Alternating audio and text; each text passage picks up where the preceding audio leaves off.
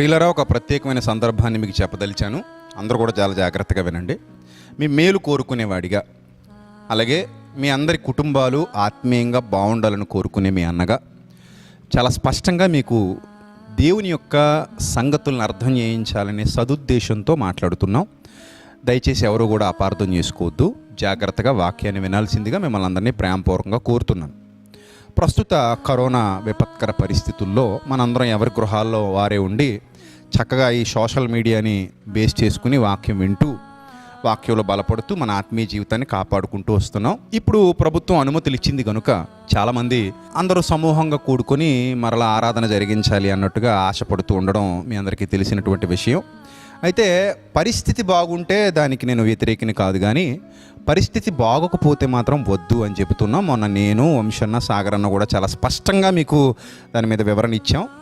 అందులో మీకు పరిస్థితులు బాగుండి, విశాలమైన ప్రాంగణం ఉండి, విశాలమైన పరిస్థితి ఉంటే మీరు ఖచ్చితంగా ఆరాధన చేసుకోండి. కంజెస్టెడ్గా ఉంటే కనుక మీరు ఖచ్చితంగా చెయ్యొద్దు అని చెప్పడం జరిగింది. ఎందుకంటే మీ ప్రాణాలు పోయిన తర్వాత, మీ కుటుంబంలో ఒక మనిషిని కోల్పోయిన తర్వాత ఎవడొచ్చి మీకు సాయం చేసేది ఏమి ఉండదు. మాలాంటి వాళ్ళందరూ మైకుల్లో మాట్లాడడం తప్పితే మీ కుటుంబంలో ఒక మనిషిని కోల్పోతే ఎవడైనా వచ్చి మిమ్మల్ని ఓదార్చగలడా? ఓదార్చలేడు. వారు లేకుండా మీరు జీవితం అంతా గడపాలి. అయ్యో అని బాధపడడం తప్ప చేతులు గాలిన తర్వాత ఆకులు పట్టుకోవడం ఎలాంటి ప్రయోజనాలు చేకూరవు కనుక ప్రతి విషయంలో మూఢత్వంతో వ్యవహరించొద్దు అని మీకు ప్రేమపూర్వకంగా తెలియజేయడం జరుగుతుంది. అయితే ఆ ప్రసంగాన్ని బయటికి తీసుకొచ్చిన తర్వాత చాలామంది దాన్ని అపార్థం చేసుకున్నట్టుగా నాకు అర్థమైంది. చాలామంది దాన్ని నెగిటివ్ కోణంలో ఆలోచించినట్టుగా కూడా నాకు అర్థమైంది. ఎందుకంటే ఆ కింద వచ్చినటువంటి కామెంట్స్, చాలామంది సేవకులు ఉన్నారు. ఆ కామెంట్స్లో మీకు స్క్రీన్ షాట్స్ అన్నీ చూపిస్తాను చూడండి. చాలామంది సేవకులు ఉన్నారు. అందులో చాలామంది సిఓసి వాళ్ళు కూడా కొందరు ఉన్నారు. అందరూ కాదు, కొందరు. సో వాళ్ళ ఆలోచన విధానం ఎలా ఉందంటే, ఇదేదో విశ్వాస పరీక్ష అన్నట్టు వాళ్ళు బోధిస్తూ రెడ్ జోన్స్లో కూడా మీరు ఆరాధన చేయండి, ఏం తప్పులేదు, మీరు ఖచ్చితంగా ఆరాధించాల్సిందే, ఆరాధన మానేస్తే అలాగా, సహవాసం మానేస్తే అలాగా, కూడుకోవడం మానేస్తే అలాగా అన్న భావంలోనికి వెళుతున్నారు. ఎప్పుడూ కూడా మనం మన ఆస్పెక్ట్లో పరిస్థితిని చూడకూడదు, బైబిల్ని చూడకూడదు, సమాజాన్ని చూడకూడదు. దేవుడు ఏదైతే చెప్పాడో దాన్ని సరిగా అర్థం చేసుకుని సందర్భానుసారంగా ముందుకెళ్ళాలి తప్ప సందర్భ వ్యతిరేకంగా ప్రమాదాన్ని కొని తెచ్చుకునే స్థితిలోనికి మనం అమాయకులైన క్రైస్తవ విశ్వాసాలను నడిపించకూడదు. అది చాలా తప్పు, చాలా ప్రమాదం. ఇప్పుడు నేను ఎందుకు ఈ విషయాన్ని మీకు చెబుతున్నానంటే, విశ్వాస పరీక్షకి ప్రమాదానికి మొదట తేడా తెలుసుకోవాలి మనం. విశ్వాస పరీక్ష అంటే ఏంటి, ప్రమాదం అంటే ఏంటి చెప్తాను, జాగ్రత్తగా వినండి. షడ్రక్, మెషక్, అబేద్నెగోలు ఉన్నారు. రాజాజ్ఞ బయలుదేరింది. రాజాజ్ఞ బయలుదేరి మీరు ఖచ్చితంగా ఈ ప్రతిమకు మొక్కాల్సిందే అన్నప్పుడు మేము మొక్కము అని కూర్చున్నారు. అది విశ్వాస పరీక్ష. అర్థమవుతుందా? అది విశ్వాస పరీక్ష. దానియేలు గారు ఉన్నారు. నువ్వు ప్రార్థన చేయడానికి వీలు లేదంటే ఆయన ప్రార్థన చేశాడు, సింహాల భూమిలో పడేశారు. విశ్వాస పరీక్ష. ఒకవేళ అక్కడ షడ్రక్, మెషక్, అబేద్నెగోలు అంటారు, దేవుడు మమ్మల్ని రక్షించగల సమర్థుడు, రక్షించకపోయినా వీ డోంట్ కేర్, మాకు అవసరం లేదు, మేము చచ్చిపోవడానికైనా రెడీ, కానీ నువ్వు చెప్పినటువంటి ఆ పని మాత్రం మేము చేయడానికి సిద్ధంగా లేము అంటారు. అది విశ్వాస పరీక్ష. అర్థమవుతుందా? అంతేగాని మూఢత్వంతో ఒక ప్రమాదం సంభవిస్తున్న వేళ ఆ ప్రమాదానికి ఎదురెళ్ళమని, జ్ఞానం లేకుండా ఆపదలో పడమని బైబిల్ ఎప్పుడు చెప్పదు. ఇప్పుడు షడ్రక్, మెషక్, అబేద్నెగోల్ని ప్రతి సందర్భంలో కూడా మనం తీసేసుకున్నాం అనుకోండి, పౌలు గారిని ఎందుకు గంపలో నుండి దింపి పంపేస్తే ఆయన పారిపోవాలి, ఆయన వెళ్ళిపోవాలి, అప్పుడే చచ్చిపోవచ్చుగా? యేసుక్రీస్తు ప్రభు వారిని రాళ్లతో కొట్టాలని చూసినప్పుడు, లేదా కొండ పేటు మీదకి తీసుకెళ్ళి కిందకు తోసేయాలని చూసినప్పుడు ఆయన ఎందుకు తప్పించుకుని వెళ్ళిపోవాలి వాళ్ళ కంటపడకుండా? సో బైబిల్ని ఎప్పుడు కూడా మన ఆస్పెక్ట్లో చూడకూడదు, సందర్భానుసారంగా ఆలోచించాలి. ఒక ప్రమాదం సంభవించిన తర్వాత, ఒక కుటుంబం ఎఫెక్ట్ అయిన తర్వాత వాళ్ళకి మనం ఏం చేయలేం, దూరం నుండి ప్రార్థన చేస్తాం అంటాం అంతే. నువ్వు ప్రార్థన చేస్తే పనులే అవ్వో, వాళ్ళు చచ్చిపోతారు. వాళ్ళు జీవితం అంతా కూడా మనిషి లేకుండా బతకాలి. సో ఎప్పుడైనా సరే మనం ప్రేమిస్తే, సంఘాన్ని ప్రేమిస్తే, పిల్లల్ని ప్రేమిస్తే వాళ్ళని ప్రేమతో నడపటం అనేది చాలా మంచి పద్ధతి. అంతే తప్ప మన భావజాలం వాళ్ళ మీద రుద్దటం అనేది న్యాయం కాదు. మీరు అన్ని ప్రసంగాలు వినండి, విన్న తర్వాత ఏది మనకి ప్రయోజనకరంగా ఉందో దాన్ని మీరు ఫాలో అవ్వండి. నేను ఆరాధన వద్దు అని నేను చెప్పట్లేదు, ఆరాధనకు నేను వ్యతిరేకం కాదు. ఫస్ట్ వీడియోలో కూడా మీకు చెప్పాను, మీరు కూడుకోవద్దని కూడా నేను చెప్పట్లేదు, సహవాసం వద్దని నేను చెప్పట్లేదు. మేమేం చెప్తున్నామంటే, పరిస్థితులు అనుకూలంగా ఉంటే యూ కెన్ ప్రొసీడ్. ఆ రోజు వంశన్న అదే చెప్పాడు, సాగరన్న అదే చెప్పాడు. పరిస్థితులు అనుకూలంగా ఉంటే యూ కెన్ ప్రొసీడ్. పరిస్థితులు అనుకూలంగా లేనప్పుడు మీరు ఆగడమే మంచిది. ఎందుకంటే ఇప్పుడు షడ్రక్ మెషక్ అబేద్నెగోలు అగ్నిగుండంలో పడిపోయారు కదా, వాళ్ళలాగే మనం పడిపోదామా అంటే వాళ్ళకు వచ్చింది ప్రమాదం కాదు కదా, వాళ్ళకు వచ్చింది విశ్వాస పరీక్ష. ఒక 3 నెలల లోపల దాక్కుని 3 నెలల తర్వాత వాళ్ళు బయటకు వచ్చిన బ్యాచ్ కూడా కాదు అది. అర్థమవుతుందా? సో వాళ్ళు ఫస్టే ప్రభుత్వాన్ని వ్యతిరేకించారు. ఇప్పుడు కూడా మీరు ప్రభువుని ఆరాధించొద్దు అని ప్రభుత్వం అందనుకోండి, ముందుకెళ్ళి ఆరాధిస్తాం మనం. ఎందుకంటే అది విశ్వాస పరీక్ష. ప్రభువుని ఆరాధించొద్దు అంటే మేము మానేస్తామా? మానం కదా. సో అది విశ్వాస పరీక్ష, దాన్ని ప్రభు హర్షిస్తాడు. అలా కాకుండా ఒక పరిస్థితి బాగులేని టైంలో, ఒక పరిస్థితి విపత్కరంగా మారిపోతున్నటువంటి టైంలో మనం దీన్ని విశ్వాస పరీక్షగా తీసుకోవడం అనేది న్యాయం కాదు. మనం బైబిల్ని చాలా శ్రద్ధగా పరిశీలన చేయాలి. ఇక మరికొంతమంది ఆలోచన విధానం ఎలా ఉందంటే, అదేంటండి, మనం హెబ్రీ పత్రిక 10వ అధ్యాయం 24వ వచనంలో చాలా స్పష్టంగా దేవుడు చెప్పాడు కదా, కొందరు మానుకొనుచున్నట్టుగా సమాజముగా కూడుట మానక ఒకరినొకడు హెచ్చరించుచు ఆ దినము సమీపించుట మీరు చూచిన కొలది మరి ఎక్కువగా లాగు చేయుచు ప్రేమ చూపుటకు సత్కార్యములు చేయుటకు ఒకరినొకడు పురుకొల్పవాలని ఆలోచింతము అన్నాడు కదా. ఈ సందర్భం మనం జాగ్రత్తగా ఆలోచిస్తే కొందరట దేవుణ్ణి ఆరాధించడం మానేశారట, సమాజంగా కూడుకోవటం మానేశారట. ఎందుకు? పరిస్థితులు బాగులేనప్పుడా, పరిస్థితులు బాగున్నప్పుడా? పరిస్థితులు బాగున్నప్పుడే మనమే సమాజంగా కూడుకోవాల్సిన అవసరం లేదు, మనమే సహవాసంలో ఉండాల్సిన అవసరం లేదు, మనమే ఆరాధన అందరూ కలిసి చేయాల్సిన అవసరం లేదని సమాజంగా కూడటం మానేశారు. ఇప్పటికీ కూడా పాశ్చాత్య దేశాల్లో చాలామంది చర్చిలకు వెళ్ళట్లేదు. ఇది కరోనా లేకమునిపే వాళ్ళు చర్చిలకు వెళ్ళడం మానేసి ఇంట్లోనే ఉండిపోయి మేము విశ్వాసులే కదా, మాకు సరిపోద్ది, చర్చికి వెళ్ళాల్సిన అవసరం లేదు, సంఘంలో ఉండాల్సిన అవసరం లేదు అన్న భావజాలంలో కొంతమంది బ్రతుకుతున్నారు. అలాంటి వాళ్ళు ఆ రోజుల్లో కూడా ఉన్నారు. వాళ్ళ గురించి చెప్తున్నాడు, మీరు సమాజముగా కూడుట మానక కొందరు మానుకొనిచున్నట్టుగా. ఎప్పుడు? పరిస్థితులు అనుకూలంగా ఉన్నప్పుడు, అనుకూలంగా లేనప్పుడా? అనుకూలంగా ఉన్నప్పుడు. ఉదాహరణకి వరదొచ్చి మన చర్చ్ బిల్డింగ్ మునిగిపోయింది అనుకోండి, అందరూ ఈత కొట్టుకుని వెళ్ళిపోయి అక్కడ ఆరాధన చేస్తారా? చేయరు కదా. మొత్తం అందరూ కొట్టుకుపోతారు కాబట్టి ఎవడో సేఫ్ ప్లేస్లో ఉన్నాడు అక్కడే ఉండిపోతాడు తప్ప ఈత కొట్టుకెళ్ళి ఆరాధన చేద్దామని అండు. మంటలు మండిపోతున్నప్పుడు మంటల్లో బడిలిపోయి ఆరాధన చేద్దామని ఎవడు అండు. సో దీన్ని మూఢత్వం అంటారు. కాబట్టి ఇక్కడ వ్రాయబడినటువంటి సందర్భం 24వ వచనం ఎప్పుడు పెడితే అప్పుడు మనం అప్లై చేసేసుకోకూడదు. ఇప్పుడు గుర్తొచ్చేసింది మనకి ఏదైనా ఉద్యోగంలో ఉన్నప్పుడు కుదరలేదనుకోండి, చర్చి రావడం మానేమా, సభకి వెళ్ళడం మానేస్తాం. ఎందుకు? జాబ్ అడ్డొచ్చింది అక్కడ, లేకపోతే వ్యాపారం అడ్డొచ్చింది, లేకపోతే పెళ్ళి అడ్డొచ్చింది, లేకపోతే ఒంట్లో బాగలేదండి ఈరోజు రాను నేను అంటాం. లేదా మా వాళ్ళు ఎక్కడికో పని మీద వెళ్ళారండి, ఏదో ఊరు వెళ్ళాల్సి వచ్చింది అర్జెంటుగా, రాను నేను అంటే. మనకు అనుకూలంగా ఉన్నప్పుడు చాలా సందర్భాల్లో మనం చర్చి మానేసాం, సహవాసం మానేసాం, అప్పుడు మనకి ఏం గుర్తురాలా. ఈరోజు ప్రాణాల మీదకి వస్తుందని తెలిసినప్పుడు మాత్రం ఇలా కామెంట్లు పెట్టేస్తాం, మనం నోటుకు వచ్చి చెప్పేస్తాం. అది చాలా తప్పు ప్రియులారా, గుర్తుపెట్టుకోండి. ఎప్పుడూ కూడా తెగించి ప్రాణాల మీదకు తెచ్చుకోకండి. దేవుడు మూర్ఖత్వాన్ని ఎప్పుడు సపోర్ట్ చేయడు. మనం ఎప్పుడు కూడా విశ్వాసం అనేది దేవుని వాక్యాన్ని అనుసరించినదై ఉండాలి తప్ప మన సొంత ఆస్పెక్ట్ ప్రకారం ముందుకెళ్ళేదే ఉండకూడదు. ఈ వచనాన్ని మీరు ఇష్టం వచ్చినట్టు అర్థం చేసేసుకోకూడదు. మీరు సమాజంగా కూడటం మానొద్దు. ఎప్పుడు? పరిస్థితులు అనుకూలంగా ఉన్నప్పుడు.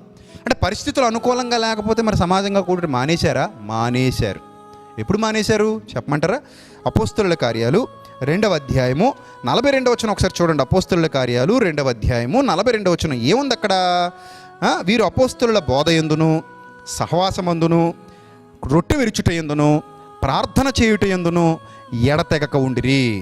వారు ప్రారంభంలో తమ చరస్థిరాస్తులన్నీ అమ్మేసి ఒక చోట పెట్టుకొని చక్కగా సంఘం అంతా మంచి సహవాసం నడిపిస్తూ ఉన్నటువంటి టైంలో ఒకానొక సమయంలో ఏం జరిగిందో తెలుసా? అపోస్తలుల కార్యాలు 8వ అధ్యాయము ప్రారంభ వచనం ఒకసారి చూడండి. ఒకానొక సమయంలో ఏం జరిగిందంటే, ఆ కాలమందు యెరూషలేములోని సంఘమునకు గొప్ప హింస కలిగినందున అపోస్తలులు తప్ప అందరూ యోదయ సమరయ దేశముల యందు చెదిరిపోయిరి. ఎందుకు చెదిరిపోవాలి? మూఢత్వంతో, మూర్ఖత్వంతో అక్కడే ఉండి చచ్చిపోవచ్చు కదా. చచ్చిపోతే సువార్త ఆగిపోద్ది.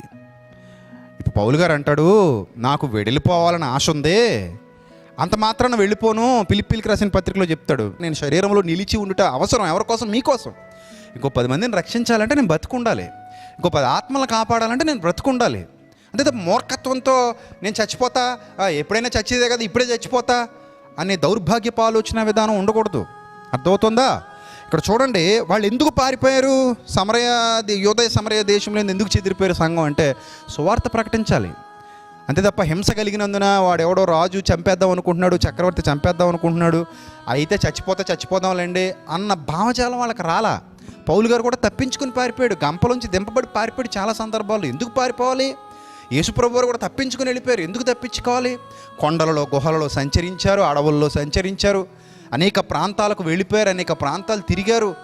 ప్రమాదం ఉన్నప్పుడు పారిపోయారు వాళ్ళు, ప్రమాదం ఉన్నప్పుడు తప్పించుకున్నారు వాళ్ళు. అప్పుడు సహవాసాన్ని మానేశారు. మరి అపోస్తలుల కార్యాలు 8వ అధ్యాయంలోనే మనకు స్పష్టంగా కనబడుతుంది 4వ వచనం, చెదరిపోయిన వారు సువార్త వాక్యమును ప్రకటించుచు సంచారము చేసిరి. అంతే తప్ప సంఘం అంతా ఇప్పుడు యెరూషలేములో కూడుకోవట్లా. ఎవరికి వారు చెదిరిపోయారు, ఎవరికి వారు ఎక్కడికక్కడికి వెళ్ళిపోయారు. ఎందుకంటే హింస కలిగింది కాబట్టి. పరిస్థితి అనుకూలంగా ఉందనుకోండి, కూడుకుంటారు, తప్పులేదు. రొట్టె విరుస్తారు, సహవాసంలో ఉంటారు, కూడుకుంటారు, తప్పులేదు. కానీ పరిస్థితి అనుకూలంగా లేనప్పుడు ఖచ్చితంగా వెళ్ళిపోతారు. మనం ఏం చేస్తామంటే లేదు హింస కలిగినా సరే ఇప్పుడు మనం కూడుకోవాల్సిందే అన్నాం అనుకోండి, అది తప్పు. పరిస్థితులు బాగోలేనప్పుడు విశ్వాసులను ఎప్పుడు కూడా మూఢత్వంలోనికి నడిపించకూడదు. అమెరికాలో ఇలాగే ఒక పాస్టర్ గారు చేసి ప్రాణాల మీదకి తెచ్చుకున్నాడు, చచ్చిపోయి దేవుని నామానికి అవమానం తీసుకొచ్చాడు. సాతాను ఎప్పుడు కూడా మనల్ని ఎలా ప్రేరేపిస్తుంది అంటే, యేసుక్రీస్తు ప్రభు వారి విషయంలో ఉపయోగించిన చిట్కా మన దగ్గర ఉపయోగిస్తాడు.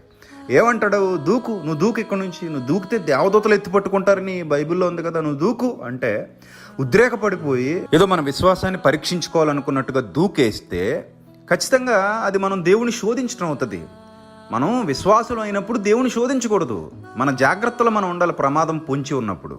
అంతే తప్ప మూర్ఖంగా ఆలోచించి ఏదో మనమే గొప్పవాళ్ళం అన్నట్టు సాతాను సంబంధమైన ఆలోచన విధానంలోనికి వెళ్ళి ప్రజలను పాడు చేయకూడదు. నేను మళ్ళీ చెప్తున్నాను మీకు ప్రియులరా, మీకు పరిస్థితులు అనుకూలంగా ఉండి, విశాలమైన ప్రాంగణం ఉండి, ఏ కంజెస్టెడ్ ఏరియా కాకుండా, లేదా మీకు ఒక అద్భుతమైన తోటలా ఉండి, మీ ఏరియా అంతా రెడ్ జోన్ కాకుండా గ్రీన్ జోన్ అయి ఉండి, ఎవరు కూడా ఇతర ప్రదేశాలకు వెళ్ళొచ్చేవాళ్ళు కాకుండా ఒకే ప్రాంతానికి చెందినవారు అయితే గనుక చక్కగా మీరు ఆరాధన జరిగించుకోండి, ఇబ్బంది ఏమీ లేదు.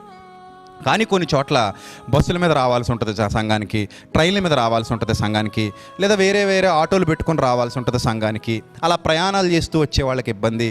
లేదా కొన్ని ప్రాంతాల్లో కంజెస్టెడ్ ఏరియాస్ ఉంటాయి, వాళ్ళకి చుట్టూ కూర్చోవడానికి ఆరాధించడానికి కూడా మనకి సరైన ప్లేస్ ఉండదు. వచ్చి పాటలు పాడుతున్నా, లేకపోతే గట్టిగా మాట్లాడుతున్నా, లేదా గట్టిగా పైకి చేతులెత్తి ఆరాధన చేసే సంఘాలు కూడా ఉంటాయి. అలాంటప్పుడు ఖచ్చితంగా డ్రాప్లెట్స్ అనేవి బయటకు వెళ్తాయి. 1 మీటర్ డిస్టెన్స్ ఎందుకు మెయింటైన్ చేయమన్నారంటే డ్రాప్లెట్స్ బయటకు వస్తాయి కనుక. సో ముక్కుకి మాస్క్ పెట్టుకుని ఒక షెడ్ కింద ఉండడం చాలా కష్టం, ఎందుకంటే ఆక్సిజన్ అందదు, చచ్చిపోతారు. ముక్కుకి మాస్క్ పెట్టేసుకుని ఒక 100 మంది ఒక దాంట్లో కూర్చున్నారనుకోండి, చచ్చిపోతారు. అప్పుడు మీరు అనొచ్చు, ఆ పెళ్ళిళ్ళకి వెళ్ళట్లేదా అండి, లేకపోతే ఫంక్షన్స్కి వెళ్ళట్లేదా అండి, లేకపోతే మన పనులు మనం చేసుకోవట్లేదంటే కంజెస్టెడ్ ఏరియాలో చేసుకోం కదా. అవి పెళ్ళి ఉంది, అవి చేసుకున్నందుకే ఇప్పుడు చాలామంది కేసులు విరిగిపోయాయి. ఇప్పుడు పెళ్ళిళ్ళు చేసుకోండి అంటే ఒక తమ్ముడు నాకు ఫోన్ చేశాడు శ్రీకాకుళం నుంచి, అన్నయ్య మాకు అర్జెంటుగా పెళ్ళికి రావాలంటే ఇప్పుడు అవసరమా అని అడిగాను నేను. ఇప్పుడు అవసరమా తమ్ముడు, ప్రాణాల మీద తెచ్చుకోవడం, కొంతకాలం ఆగండి, పెళ్ళి అవసరమా అన్నాను. కొంతమంది ఏమో మాట వినకుండా చేసుకుంటున్నారు చాలామంది. ఇప్పుడు నేను వాటిని ప్రోత్సహించట్లేదు, మీరు పెళ్ళిళ్ళు చేసుకోండి అని చెప్పట్లేదు, మీరు ఫంక్షన్లు చేసుకోండి అని చెప్పట్లేదు. అవి కూడా ఇప్పుడు అంత కరెక్ట్ కాదు, ఇక తప్పదు అనుకున్న వాళ్ళు ఫాలో అవుతున్నారు. ఎందుకంటే మరి ఇది 1 సంవత్సరం పాటు ఉంటే ఏం చేయాలండి, ఒక 2 సంవత్సరాల పాటు ఉంటే ఏం చేయాలండి అంటే మన దగ్గర ఆన్సర్ లేదు. ఇప్పుడు గుడ్డిగా వెళ్ళి చచ్చిపోమని అయితే చెప్పలేం కదా. ఎప్పుడైనా సరే పరిస్థితులు అనుకూలమయ్యేంత వరకు కొంత ఓపిక పట్టండి. మన వ్యూస్ కంటే కూడా దేవుని మీద ఆధారపడి చేయటం ఉత్తమం. మూర్ఖత్వంగా వెళ్ళిపోతే దేవుడేం కాపాడ్డు.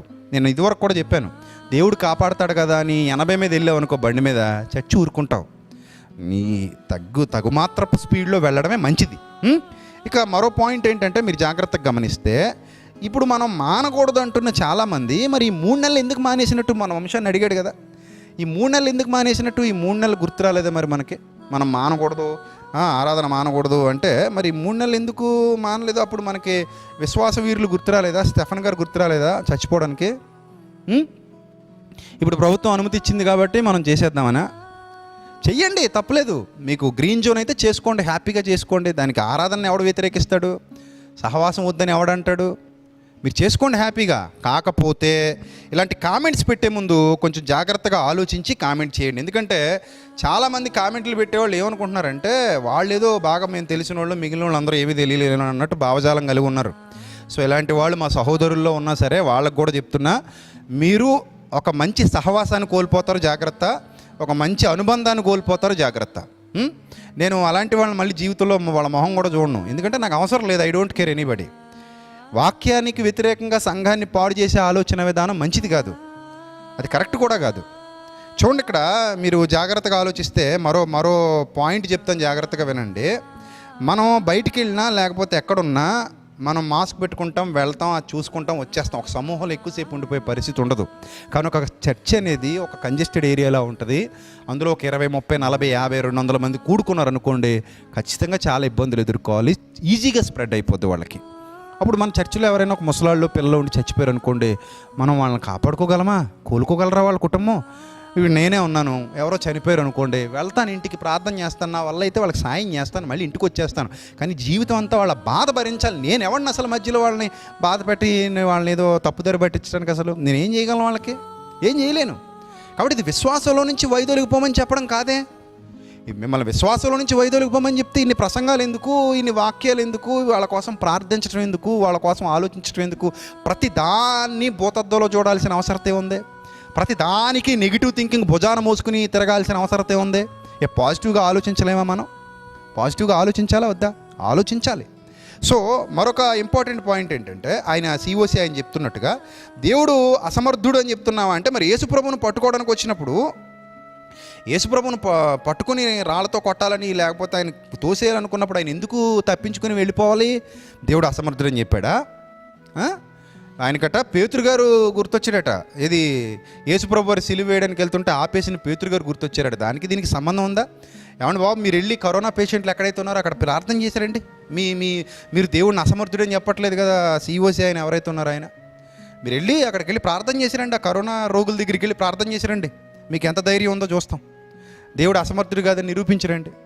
అది మీ పర్సనల్ ఆస్పెక్ట్ తప్ప మా మీద రుద్ది సంఘాన్ని పాడు చేయకండి. ఇలాంటి ఉద్రేకపరిచే మాటలు వద్దు సార్, అనవసరం. వాటి వల్ల ఏం ఉపయోగం లేదు. విశ్వాసం వేరు, ఉద్రేకం వేరు. రైట్. ఇక మరొకరు అంటారు కదా, మరొక తమ్ముడు ఏమని కామెంట్ చేశారంటే, మనం క్రైస్తవులు అయ్యండి రోగానికి భయపడటం, దేవుని మీద మనకు నమ్మకం ఉండదా? కీర్తన 91 మనం ఎలా అర్థం చేసుకున్నాం అని పెట్టాడు. బాబు తమ్ముడు, కీర్తన 91 అర్థం చేసుకోవడం అంటే ఎప్పుడు పడితే అప్పుడు ఎలా పడితే అలా దాన్ని మనం మన జీవితానికి అప్లై చేసేసుకోవడం కాదు. ఈ కీర్తన 91 పెట్టుకొని మూర్ఖంగా వెళ్ళిపోమని కాదు బైబిల్ చెప్పేది. బుద్ధిమంతుడు అపాయము వచ్చుట చూచి దాగును, మూర్ఖుడు యోచింపక ఆపదలో పడును. అలా అయితే మాస్క్, శానిటైజర్ ఏమి యూజ్ చేయకుండా వెళ్ళు, తిరుగు బయట. మాస్క్ ఎందుకు మనకి? కీర్తన 91 ఉంది కదా అని. ఎలా ఉందంటే ఇది, ఏ రోగమైనా వస్తే మేము మందులు వాడమని బ్యాచ్ ఉంటుంది చూశారు. అది మూఢత్వం, అది విశ్వాసం కాదు. అది దానికి విశ్వాసం అని పేరు పెట్టుకున్నారు వాళ్ళు. సో అది కరెక్ట్ కాదు తమ్ముడు. అది చూసుకో, అది ఆ కామెంట్ పెట్టిన తమ్ముడు తెలుసుకోవాలి ఈ విషయం. ఎవరో మోజిస్ అంట, ఆ మోజిస్ అనే తమ్ముడు అంటాడు కదా, సహవాసం లేకపోతే మనం పాపంలో పడిపోతాం కదండి అంటే, మరి యోసేపు గారు ఏ సహవాసంలో ఉన్నాడని పాపంలో పడిపోకుండా ఉన్నాడు? ఒక 10 మంది ఏమైనా కూడా ఉన్నారా యోసేపు గారికి? సహవాసం అనేది దేవుడితో ఉండాలి. మనకి మనుషులతో ఒక్కోసారి ఉండొచ్చు, ఉండకపోవచ్చు. పద్మాసు ద్వీపంలో యోహాను గారు పరవాసిగా ఉన్నప్పుడు ఆయనకి మనుషుల సహవాసం లేదు, కానీ దేవుని సహవాసం ఉంది. పౌలు గారు కూడా ఒంటరిగా చాలా రోజులు గడిపాడు, ఆయన ఏం లోకంలో కలిసిపోలేదు. భక్తులు చాలామంది ఒంటరిగా జీవించారు, దేవునితో నడిచారు. హనోకు దేవునితో నడిచాడు. సహవాసం అనేది దేవునితో ఉన్నప్పుడు మనం ఎక్కడికి పోం.